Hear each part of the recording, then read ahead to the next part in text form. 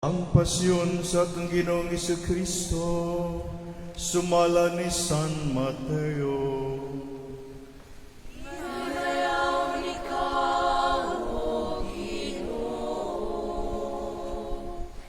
Unyang sa kanapulog duha katinunan, ang gingan laguda sa Iscariote, miadto sa kadakuan sa mga pari ug miingon. Sama inyong ihatag ka na ako, kung ikugyan ko kaninyo sa Jesus. Mihap sila ug katuan kasalapi nga sinsilyo, ug ihatag kaniya.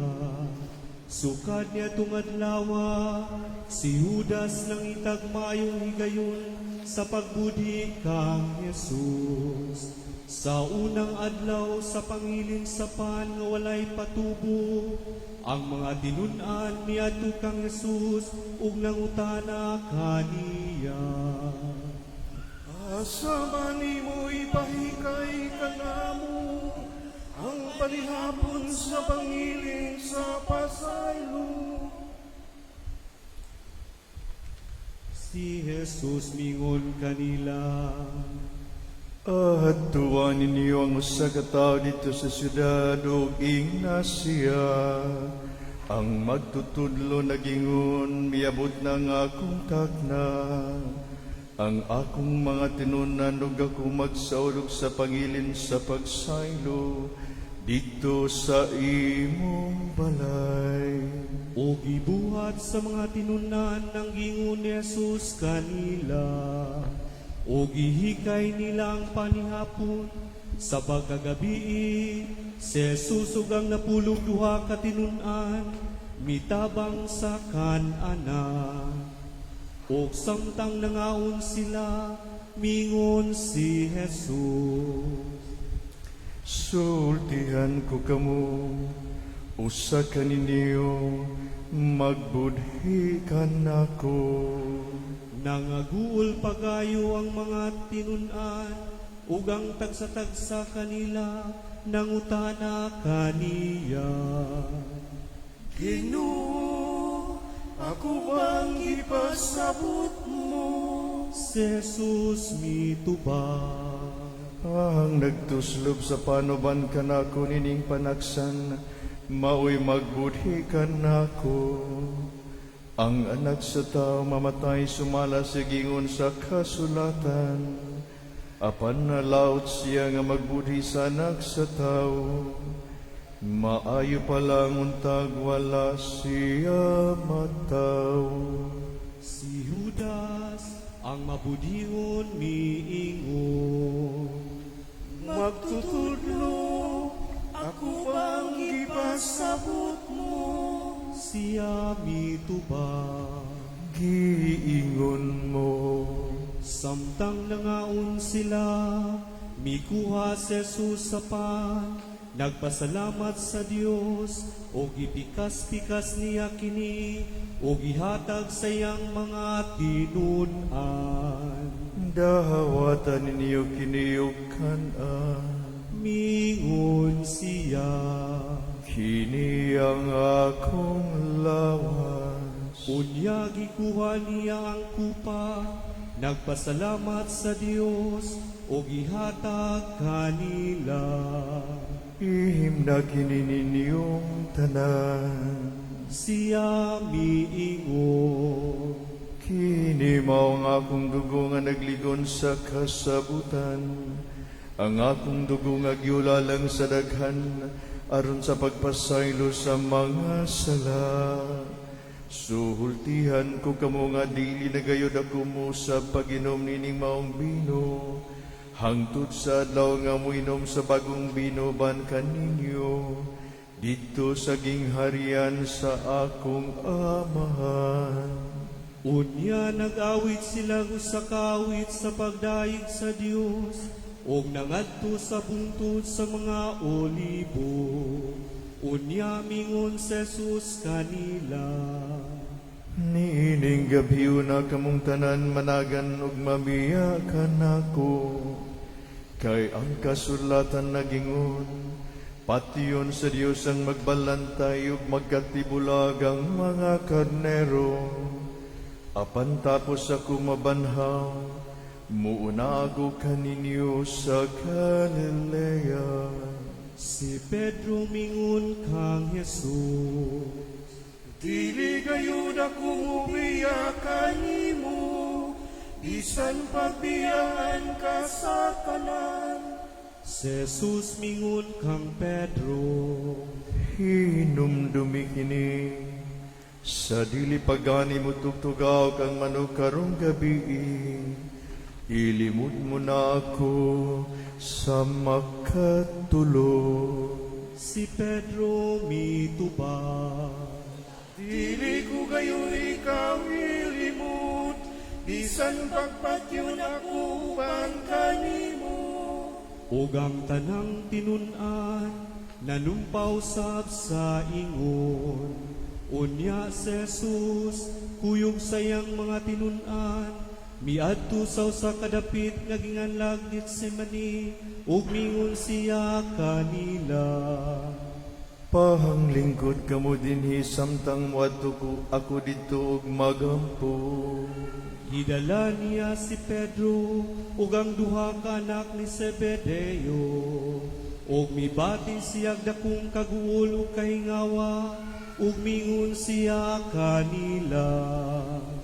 Hilabihan ang akong kasubo, nga daw mamatay ako. Pabilin kamo dinhi ug pagtukaw, uban kan nako. Ug milakaw siya sa unahan, ug miapa sa yuta, ug nagampo nga nag-ingon. Amahan ko, kun mahimo kuhagan ako kining kupa, apan dili ang akong pagbuot may matuman, kundili ang imo. Unya mibalik siya ngadto sa tulo ka tinun-an, ug nakaplagan sila nga nangatulog, ug siya mingon kang Pedro. Nga hanuman nga kamong tulo wala makatukaw ban kanako, bisag usa lang ka oras. Pagtukaw kamo pagampo, aron dili kamo madaog sa panulay. Andam ang espiritu, apan luya ang lawas. Ug mibiya si Jesus pag-usab ug nagampo. Amahan ko, kun imo gayong ipainom ka nako kining kupa, matuman ang imong pagbuod. Ug mibalik siya pag-usab, ug ang mga tinun-an nakaplagan niya nga nangatulog gihapon, kay katulgon man sila kaayo. Mibiya na usab si Jesus kanila, ug nagampo sa ikatulong higayon sa samang mga pulong. Unya mibalik siya ngadto sa mga tinunan ug miingon. Nangatulog bagihapon kamog na mahulay. Miabot na ang oras nga anak sa tao itugyan ngadto sa kamot sa mga makasasala. Bangon kamo kay manlakaw na kita. Tanawa, aniya nang magbudhi ka nako. Samtang nagsulti pa si Jesus, miabot si Judas, ang usa sa napulog duha ka tinun-an. Kuyog kaniya ang daghang tao nga nagdalag mga espada ug mga puspos. Sinugo sila sa kadagkuan sa mga pari ug sa mga punuan sa mga Hudeo. Ang mabudhion naghatag kanila ug usa ka ilhanan. Ang tao nga akong hakan, mao ang inyong gipangita, dakpa siya. Sa pag-abot ni Judas, miduol dayon siya kang Isus ug miingon. Magtutudlo, ang kalinaw maguban kanimo. O gihagka niya si Jesus, si Jesus mitubag. Higala, buhata dayon ang buot mong buhaton. Unya miduol kang Jesus ug ila siyang gidako. Unya usa niya tung kauban ni Jesus, miibot sa iyang espada, ug itigbas niya ang ulipon sa Pangulong Pari. Ug naputol ang usa ka dalungga niya, unya mingon si Jesus kaniya. Isa ko bang imong espada, kayang magkamit sa espada usab mamatay. Wala ka ba masayod nga makahimo ko pagpakitabang sa akong amahan, ug ipatala niya dayon kanako ang kapinsa na pulugduha kahutong sa kasandaluhan nga mga anghel. Apan kun buhaton ko kini, unsaon man pagkatuman sa kasulatan nga nagingon, nga kinahanglan mahitabo kini. Unya mingon si Jesus sa mga tawo. Tuhulisan ba ako nga kinahanglan magdala pa kamog mga espada ug mga puspos sa pagdakop kanako? Matag adlaw nagtudlo ako dito sa templo ug wala ko ninyo dakpa. Apan kining tanan nahitabo aron matuman ang gisulti sa mga propeta diha sa kasulatan. Unya mibiya kaniyang tanang tinun-an ug nanagan. Gidala si Jesus sa mga tawo nga nagdakop kaniya ngadto sa balay ni Caifas, ang Pangulong Pari. Diin nagkatigom ang mga magtutudlo sa balaod ug ang mga punuan sa mga Hudeyo.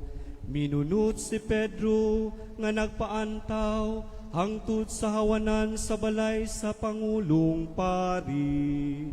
Unya misulod siya sa hawanan ug milingkod uban sa mga gwardiya aron mahibaluan niya unsay sangputa niining tanan. Ang kadakuan sa mga pari ug ang tibuok hukmanan naningkamot pagpangitag ikabutang-butang nila batok kang Jesus aron mapatay nila siya. Apan wala gayud sila hikaplagan bisag daghang tawo ang miadto. Og nagsugilon og mga bakak may tungod kaniya. Sa katapusan, may duha ka tawo nga miduol ug miingon. Kining tawhana nagingon, makahimo akong pagumba sa templo sa Dios, ug pagpatindog nini sa tulo ka adlaw. Mitindog ang Pangulong Pari ug mingon kang Jesus. Wala ka ba ikatupag nining sumbong batok kanimo? Apan wala mutubag si Jesus. Busang Pangulong Pari, misulti pag-usab kaniya. Sa ngalan sa Dios nga buhi, papanumpaon ko ikaw. Sulti kami kung ikaw mao ba ang Mesiyas, ang anak sa Dios. Si Jesus mitubag kaniya. Gihiingon mo, apan sultihan ko kamong tanan, sukad karon makakita kamo sa anak sa tao, nga maglingkod sa tuo sa labing makagahom sa tanan, ug muan ni sinapnay sa mga panganod sa langit. Sa pagkabati niya niini, gigisi sa Pangulong Pari ang iyang bisti ug miingon. Dakong pasipala, wala na kita makinahanglag dugang pang mga saksi. Dinhi karon, nadungog ninyo ang iyang pagpasipala. Unsay inyong huna-huna, Ug sila mitubag. sadaan siya, ug kinahanglang patyon. Unya gilud-an nila ang iyang naong, ug ilang gibunalan siya, ug kadtong misagpa kaniya miingon. Tagna ang Mesiyas, kun kinsay nagsagpa kanimo. Si Pedro naglingkod sa gawas, dito sa hawanan, sa diha nga usa sa mga sulgong babay sa Pangulong Pari, miduol kaniya ug miingon. Ikaw usab kauban ni Jesus, nga taga Galilea. Apan gilimod kini ni Pedro at ubangan nilang tanan. Wala ako makasabot sa imong gipanulti. Mitubag siya, ug unya migula siya sa ganghaan. May laing sulgong babay nga nakakita kaniya, ug mingon sa mga tawo dito. Kauban siya ni Jesus, nga taga Nazaret. Apan gilimod kini pag-usab ni Pedro, ug mitubag siya. Ipanumpa ko, nga wala ako makailan niya ng tawhana.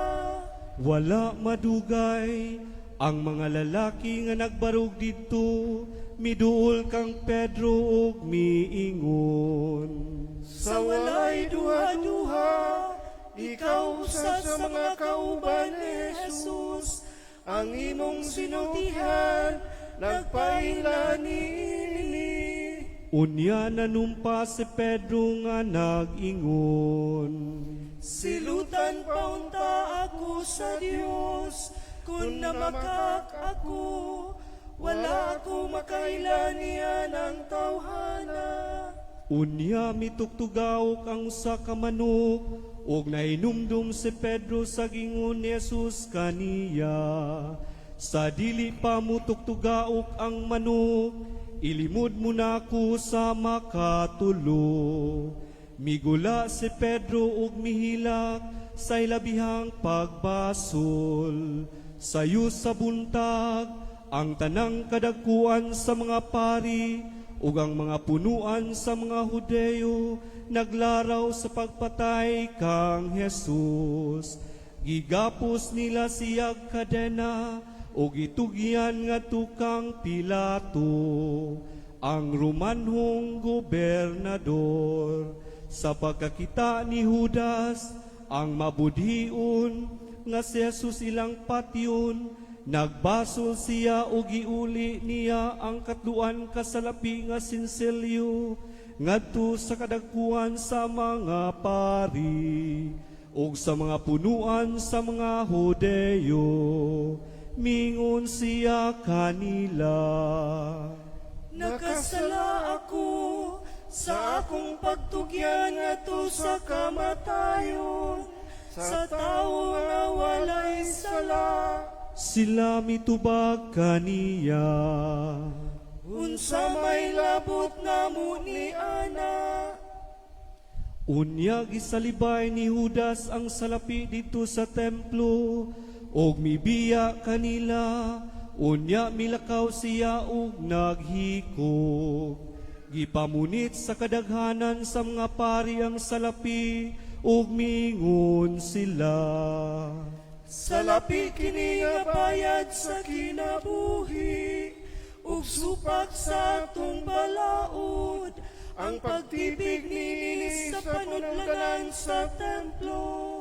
Tapos nila kauyuni, gigamit nila ang salapi pagpalit sa uma sa mamumuhat ug kulon, aron himuon kini nga lubnganan sa mga langyaw. Busa katong umahagingan lag, nga gibayrag dugo, hangtod karon. Busa na tuman ang gingon ni Propeta Jeremias, gikuha nila ang katluan kasalapi nga sinselyo. Ang kantidad nga giyunan sa mga tao sa Israel nga maoy gibayad sa pagpalit kaniya. O gigamit nila kini aron pagpalit sa uma sa mamuhat o kulon. Sumala sa gisugo kanako sa Ginoo. Si Jesus nagtindog atubangan sa gobernador, o gipangutana siya sa gobernador. Ikaw bang hari sa mga Hudeo? Si Jesus mitubag. Giingon mo, Apan wala niya tubaga ang mga sumbong sa kadagkuan sa mga pari ug sa mga punuan sa mga Hudeo. Busa mingon si Pilato kaniya. Wala ka ba makadungog sa tanan nilang mga sumbong bato kanimo? Apan wala mo tubag si Jesus. Bisag usa ka pulong, busa na tingala pag-ayo ang gobernador. Matag Pasko sa mga Hudeo, nabatasan sa gobernador ang pagbuhig usa ka binilanggo nga pinangayo sa mga tawo. Niadtong panahuna, may bantugang binilanggo nga ginganlag Barabas. Sa nagkatigom na ang mga tao, nangutana si Pilato kanila. Kinsa may inyong gusto nga akong buhian? Si Barabas ba o si Jesus? Naginganlag Mesiyas? Kay nasayod siya pag-ayo, nga ilang gitugyan si Jesus kaniya tungod sa kasina. Samtang naglingkod si Pilato dito sa lawak hukmanan, nagpadala kaniyag mensahe ang iyang asawa nga nag-ingon. Ayaw paghilabti ka ng tawhana nga walay sala, kay gabii pinaagi sa damgo, nasamok ako pag-ayo tungod kaniya. Ang mga tao gidani sa kadagkuan sa mga pari ug sa mga punuan sa mga Hudeo, sa pagpangayo kang Pilato nga buhian niya si Barabas ug ipapatay si Jesus. Apan nangutana ang gobernador kanila. Kinsa man ining duha ang inyong gusto nga akong buhian? Sila mitubag. Si Barabas? Si Pilato nangutana kanila. Nan, unsa may akong buhaton kang Jesus, nga ginganlag Mesiyas? Silang tanan nanubag. Ilansang siya sa krus. Apan si Pilato nangutana. Unsa may iyang sala? Unya sa makusog nga tingog, naninggit sila. Ilansang siya sa krus. Sa pagkakita ni Pilato nga wala siya'y mahimo, ug hayan may tabu ang kagubot. Mikuha siyag tubig, ug nang hunaw at ubangan sa mga tao, ug miingon. Wala ako'y labot sa kamatayon ining tawhana, inyo kining gusto. Unya ang tanang mga tao nanubag kaniya. Kami ug ang among mga anak, maoy dakugi sa silot sa pagpatay kaniya. Unya gibuhian ni Pilato si Barabas, ug si Jesus gipalatos niya, ug gitugyan aron nilansang sa krus. Unya gidala si Jesus sa mga sundalo ngadto sa palasyo ni Pilato nga gobernador. Og didto gialirungan siya sa mga sundalo. Giubuan nila siya sa iyang bisti o gisuluban sa bisting dagtong pula. Og naghimo sila korona gikan sa mga sangang tunukon o gipahaom nila kini sa iyang ulo. o gipabitbit nila siyag bugang sa iyang tuong kamot, unya nan luhod sila sa iyang atubangan, o gibugal-bugalan siya, mingon sila. Mabuhi ang hari sa mga Hudyo. Unya giludan nila siya, o gikuha nila ang bugang, o gibunal sa iyang ulo. Human nila siya bugal-bugali, siya ilang gihukasan sa bisting dagtong pula, o gisuluban sa iyang kaugalingong bisti. O unya gidala sa gawas, aron ilansang sa krus. Sa ilang pagpanggula sa syudad, hisugatan nila ang usa ka tawo nga ginganlag Simon nga taga Sirene, o gipugos nila siya sa pagpasan sa krus ni Jesus. Unya nahiabot sila sa usa ka dapit nga ginanlag Golgota, nga sa ato pa ang dapit sa Calavera. Dito ila siyang gitunulag bino, nga sinagulag abdo aron iyang imnon. Apan tapos niya tilawi kini, wala siya muinom ni ini. Unya gilansang nila siya sa krus, o gibahin-bahin nila ang iyang saput, pinaagi sa ripa. Humaniya na, nanlingkod sila ug nagbantay kaniya. Ibabaw sa iyang ulo, gibutang nila ang karatula sa sumbong bato kaniya. Mauki ni Jesus, ang hari sa mga Hudyo. Unya tupad kang Isus, gilansang nila sa mga krus ang duha ka tulisan. Ang usa sa iyang tuo, ug ang usa sa iyang wala. Ang mga tao nga naglabay, nagyango-yango sa ilang ulo, o gibiay-biay nila si Jesus, sila miingon. Ikaw ba kang tumugupa sa templo? Ug mutukod nini pag-usap sulod sa tulo ka adlaw.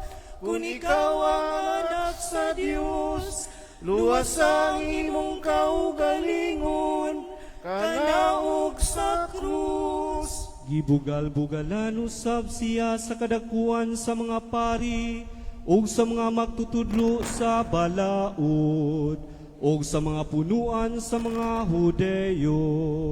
Sila miingon. Giluwas niya ang uban, apan dili siya makaluwas sa iyang kaugalingon. Dili ba siya hari sa Israel? Kung manaog siya karon sa krus, mutuo kita kaniya. Misalig siya sa Dios, ug miingon nga siya anak sa Dios. Ambi, tan-awon ta kun ang Dios muluwas ba kaniya karon. Bisan ganiyang mga tulisan nga gilansang uban kaniya, mibiay-biay usab. Sa pagkaudto, mitakyop sa tibok yuta ang kangit-ngit, nga milungtad og tulo ka oras. Ug sa pagka-alas 3, mituaw si Jesus.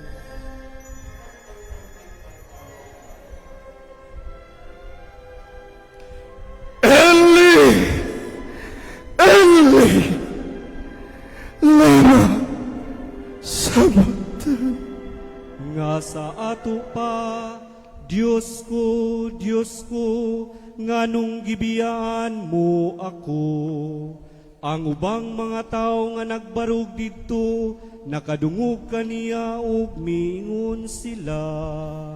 Nagtawag siya kang Elias. Diha, usa kanila midagan ug mikuhag espongha, ngayang gihumod sa baratuhong bino, o gitaod sa tumoy sa usa ka bugang, o gitunol ngadto kang Jesus aron ipainom kaniya, apan may miingon.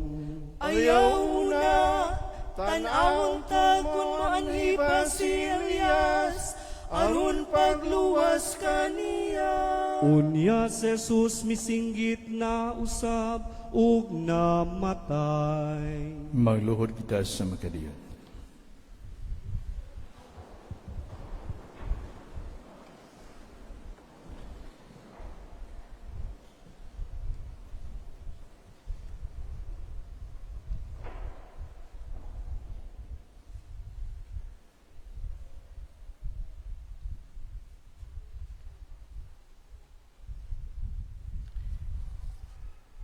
Manindog baliw.